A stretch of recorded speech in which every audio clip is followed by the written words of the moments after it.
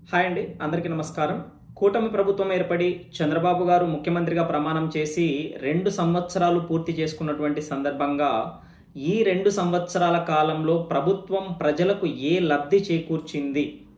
గత ప్రభుత్వంతో పోల్చుకున్నప్పుడు ఈ ప్రభుత్వం చేకూర్చినటువంటి లబ్ధి బెటర్‌గా ఉందా? లేదంటే దానికంటే తక్కువగా ఉందా? అనే విషయాన్ని ఈ వీడియోలో చూద్దాము. చాలా సింపుల్‌గా నంబర్స్‌తో చూద్దాము.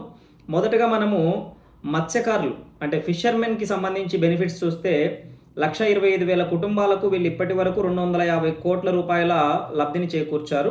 అంటే ఈ 2 సంవత్సరాల్లో ఒక్కో కుటుంబానికి 20,000 అంటే సంవత్సరానికి 10,000 చొప్పున. ఇది గత హయాంలో ఏదైతే ఇచ్చారో యాజ్ ఇట్ ఈస్‌గా అంతే అని చెప్పొచ్చు. ఏ తేడా లేదు. గత హయాంలో కూడా జగన్ గారు కూడా ప్రతి మత్స్యకార కుటుంబానికి 10,000 చొప్పున ఇచ్చారు. తరువాత చేనేతకు సంబంధించి అంటే నేతన్నలకు సంబంధించి ఎవరేం చేశారనే విషయాన్ని చూసాము అంటే జగన్మోహన్ రెడ్డి గారి పాలనలో ఒక్కో కుటుంబానికి 24,000 సంవత్సరానికి ఇవ్వడం జరిగింది. అంటే నెలకి 2,000 అనుకోవచ్చు. అయితే ఈ ప్రభుత్వం క్యాష్కి బదులుగా ప్రతి చేనేత కుటుంబానికి 200 యూనిట్ల ఉచిత విద్యుత్ని ఇస్తూ ఉంది.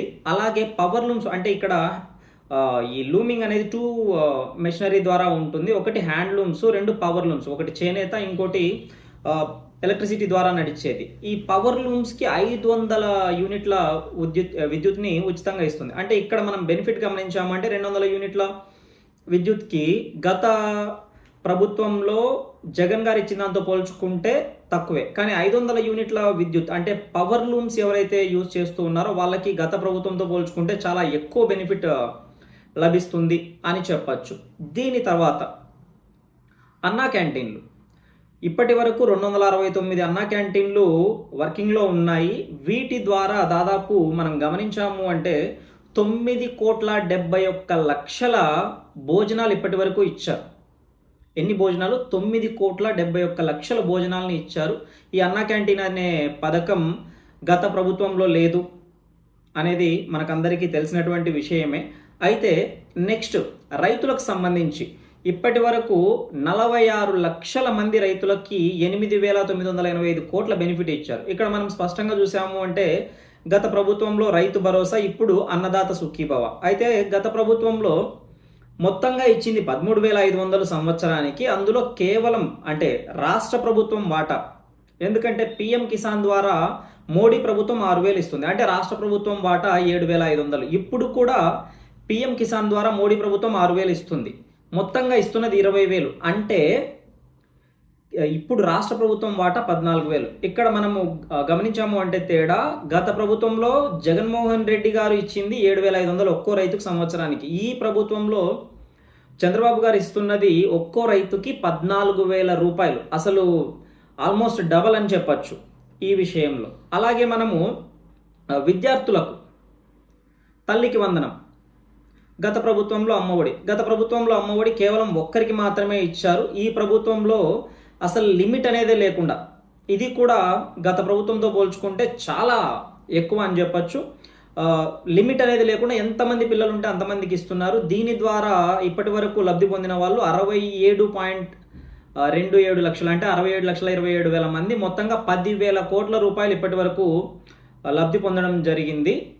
తర్వాత మనం చూసాము అంటే ఉచిత సిలిండర్లు, సంవత్సరానికి 3 ఉచిత సిలిండర్లని హామీ ఇచ్చారు. హామీకి అనుగుణంగానే మొదటి సంవత్సరం నుంచి అమలు చేస్తూ వస్తున్నారు. ఇప్పటి వరకు 4,26,00,000 సిలిండర్లని ఉచితంగా గృహిణులకు అందించడం జరిగింది అనేది ప్రభుత్వం ఇచ్చినటువంటి డేటా. తర్వాత అన్నింటికంటే ముఖ్యంగా అంటే ఈ సిలిండర్లకు సంబంధించి గత ప్రభుత్వంలో హామీ లేదు, అసలు ఈ ప్రభుత్వం మాత్రమే అమలు చేస్తూ ఉంది. అలాగే అన్నింటికంటే ముఖ్యంగా మనం ఇక్కడ పెన్షన్లు చూడాలి. పెన్షన్లు యాక్చువల్గా నాకు ఎందుకో మరి ప్రజలు ఎంత మూర్ఖంగా ఉన్నారని అనిపిస్తుంది. సంక్షేమం అనగానే రాజశేఖర రెడ్డి పేరు, జగన్మోహన్ రెడ్డి పేరు చెప్తారు. కానీ వాస్తవంగా సంక్షేమం గురించి గమనిస్తే చంద్రబాబు పేరు తప్ప వేరే పేరు కనిపించకూడదు. ఎందుకంటే పెన్షన్లు రాజశేఖర రెడ్డి పాలనలో 200 ఉండేవి. ఆ తర్వాత కిరణ్ కుమార్ రెడ్డి కూడా 200ని కంటిన్యూ చేశాడు. తర్వాత చంద్రబాబు గారు 200 పైన ఎంత పెంచారు? 800 పెంచి 1000 చేశారు. ఆ తర్వాత ఆయన దిగిపోయే లోపే అది 2000 చేశారు. ఆ 2000ని జగన్మోహన్ రెడ్డి గారు 250, 250, 250 పెంచుతూ 3000 చేశారు. ఇప్పుడు ఆ 3000ని ఒకేసారి 4000 చేశారు పెన్షన్లు.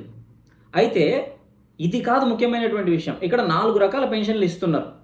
చరిత్రలోనే ఎప్పుడు లేనంత ఇస్తున్నారు. హ్యాండిక్యాప్డ్ వాళ్ళకి, అంటే అంగవైకల్యం ఉన్న వాళ్ళకి 6000 ఇస్తున్నారు. ఆ తర్వాత అంగవైకల్యంతో లేదంటే వివిధ రోగాలతో కావచ్చు పూర్తిగా మంచానికే పరిమితం అయిపోయిన వాళ్ళకి 15,000 చొప్పున ఇస్తున్నారు. అలాగే కిడ్నీకి సంబంధించి డయాలసిస్ చేసుకుంటున్న వాళ్ళకి ఒక్కొక్కరికి 10,000 చొప్పున ఇస్తున్నారు. 4,000, 6,000, 10,000, 15,000. తర్వాత మనం మాట్లాడాల్సింది పెట్టుబడుల గురించి. గత ప్రభుత్వంలో మనం ఏమైనా అంటే కోపగించుకుంటారు కానీ గత ప్రభుత్వంలో కొత్త పెట్టుబడులు రాకపోగా ఉన్న పెట్టుబడుల్ని తరిమేశారు. మనం ఒక అమరాన్ బ్యాటరీ వాళ్ళని చూసుకోవచ్చు. అలాగే ఇంకొన్ని అనంతపురంలో కొన్ని అండర్వేర్ కంపెనీల దగ్గర నుంచి మొదలు పెడితే కొన్ని పేపర్ మిల్స్ కావచ్చు, ఆ తర్వాత లులు మాల్ కావచ్చు, ఇలా పెట్టుబడులు మొత్తం తరిమేశారు. ఇంకా వాటి గురించి ప్రస్తావించాల్సిన పనే లేదు. కాబట్టి ఈ హయాంలో వచ్చినటువంటి పెట్టుబడులు ఇప్పటి వరకు ఆమోదించబడిన పెట్టుబడులు, అట్రాక్ట్ చేసినవి అంటే అవి ఇంకా చాలా పెద్ద నెంబర్స్లో ఉంటాయి. ఇప్పటి వరకు ఆమోదించినటువంటి పెట్టుబడులు, వాటి ద్వారా వచ్చే ఉద్యోగాల సంఖ్య చాలా పెద్దగా ఉంది. అలాగే మనము నెక్స్ట్ చూసాము అంటే P4, చంద్రబాబు గారు పేదరికం నిర్మూలన కోసం ప్రవేశపెట్టినటువంటి P4 అంటే ఎవరైనా బాగా డబ్బున్నోళ్ళు దత్తతకు తీసుకునేసి, లేదంటే బాగా డబ్బున్నోళ్ళు ఎవరైనా పేదవాళ్ళకి ఇల్లు లేదంటే ఇల్లు కట్టించడం, ఇలాంటిది ఒకటి తీసుకొచ్చాడు చంద్రబాబు గారు. ఒక అద్భుతం అని చెప్పచ్చు. దీని ద్వారా ఇప్పటి వరకు 2 లక్షల కుటుంబాలకు లబ్ధి చేకూరింది. ఈ P4 ద్వారా 2 లక్షల కుటుంబాలకు లబ్ధి చేకూరింది. ఆ తర్వాత మనము రీసెంట్గా ఆటో డ్రైవర్లు, ఇదైతే నిజంగా ముందు హామీల్లో ఇవ్వలేదు వాళ్ళు, కానీ ఉచిత ప్రయాణాల వల్ల, మహిళలకి ఉచిత ప్రయాణాల వల్ల ఆటో డ్రైవర్లు ఇబ్బంది పడుతున్నారు అనేసి ముందు ప్రభుత్వంలో 10,000 ఇస్తే ఇక్కడ హామీ ఇవ్వకుండానే ఒక్కో ఆటో డ్రైవర్ కుటుంబానికి 15,000 చొప్పున ఇప్పటి వరకు 2,90,000 కుటుంబాలకి జరిగినటువంటి లబ్ధి మనం చూసుకున్నాము అంటే 436 కోట్ల లబ్ధి జరిగింది. అలాగే ఇంకా ప్రయాణాలు, మహిళల ఉచిత ప్రయాణాలకు సంబంధించి గత హయాంలో ఇది లేదు, ఇప్పుడు మాత్రమే ఉంది. ఇప్పటి వరకు మనకు 71 కోట్ల ఉచిత ప్రయాణాలు జరిగాయి. ఎన్ని? 71 కోట్లు. సో మనం బస్ టికెట్ మినిమం 10 రూపాయల నుంచి తీసుకుంటే 50 రూపాయల వరకు ఉచిత ప్రయాణం అవైలబిలిటీ ఉంది. 50, 60, 70 అట్ అన్ యావరేజ్ ఒక 30 రూపాయలు సగటున ప్రయాణానికి వేసుకున్న ఇది ఒక 2,100 కోట్ల రూపాయలు, 2,000 కోట్లు అనుకోండి లబ్ధి. అంటే మనం లెక్కేసుకుంటున్నాము, ఇక్కడ అఫీషియల్గా ఏమీ చెప్పలేదు ఇచ్చిన డేటాలో. కాబట్టి 2,000 కోట్ల రూపాయల లబ్ధి మహిళలకు ఉచిత ప్రయాణం ద్వారా జరిగిందని చెప్పచ్చు. అలాగే రీసెంట్గా ఇంకో అనౌన్స్మెంట్ కూడా ఇచ్చారు. ఏంటి? వికలాంగులకు కూడా ఉచిత ప్రయాణమే అని చెప్పేసి. దాని ద్వారా ఇప్పటి వరకు 31 లక్షల ప్రయాణాలు జరిగాయి అనేది ఇప్పటి వరకు ఉన్నటువంటి డేటా ఇదన్నమాట. ఇంకా మనము పోస్టుల నియామకాలు చిన్న చిన్నవి కొన్ని చేశారు, అవన్నీ పక్కన పెట్టేస్తే మెగా డిఎస్సి ద్వారా 15,941 పోస్టులు భర్తీ చేశారు. అంటే దాదాపు 16,000 పోస్టులు మెగా డిఎస్సి ద్వారా టీచర్ల పోస్టులని భర్తీ చేశారు. దానిపైన ఈ మధ్యన కొన్ని విషయం చిమ్మే పనులు కూడా మొదలు పెట్టారు. అది పక్కన పెట్టేస్తే మనకి ఇక్కడ డిస్కషన్లో 16,000 పోస్టులు ఇవ్వడం జరిగింది. అలాగే కానిస్టేబుల్ కావచ్చు, ఎస్ఐ కావచ్చు, ఇలాంటి జాబ్స్ కూడా ఇచ్చారు. ఇక్కడ మనకి కేవలం కానిస్టేబుల్ డేటా మనం చూసాము అంటే 5,700, అంటే పెద్ద నెంబర్ ఆఫ్ జాబ్స్ మాత్రమే మనం ఇక్కడ డిస్కస్ చేస్తున్నాము. సో 5,757 కానిస్టేబుల్ పోస్టులు ఇప్పటి వరకు భర్తీ చేయడం జరిగింది. సో వీటితో పాటుగా ఎక్స్ట్రాగా మనము ఇక్కడ డిస్కస్ చేయాల్సింది ముఖ్యంగా ఏంటి అంటే గత హయాంలో సీఎం రిలీఫ్ ఫండ్కి సంబంధించి పెద్దగా మనం ఎక్కడ బెనిఫిషియరీస్ని చూడలేదు, పెద్దగా ఎవరు లబ్ధి పొందింది చూడట్లేదు.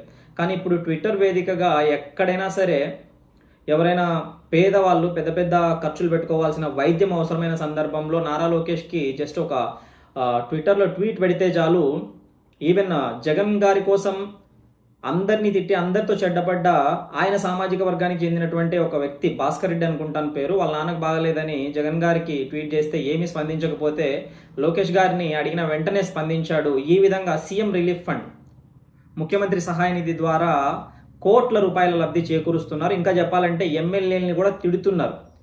మీ నియోజకవర్గాల నుంచి నా దాకా విషయం ఎందుకు వస్తూ ఉంది, మీరు ఎందుకు చూసుకోవట్లేదు, సీఎం రిలీఫ్ ఫండ్స్ ఎప్పటికప్పుడు లబ్ధిదారులకు ఖచ్చితమైనటువంటి వైద్యం అవసరమైనటువంటి వాళ్లకు చెక్కులు మీరు ఎందుకు పంపిణీ చేయట్లేదు అనే విషయము చాలామంది ఎమ్మెల్యేలని ఈ విషయమై వార్నింగ్ ఇచ్చినట్లుగా కూడా మనము వార్తాపత్రికల్లో చదువుతున్నాము. ఏది ఏమైనా కూడా ఈ 2 సంవత్సరాల పాలన గురించి మనము చెప్పాలనుకున్నటువంటి విషయాల్ని చెప్పడం జరిగింది. మీ అభిప్రాయాన్ని కూడా కామెంట్ సెక్షన్లో తెలియజేయండి. మరిన్ని అప్డేట్స్ కోసం ఈ వీడియోకి లైక్ చేసి మా ఛానల్కి సబ్స్క్రైబ్ చేసుకోండి. Thanks for watching.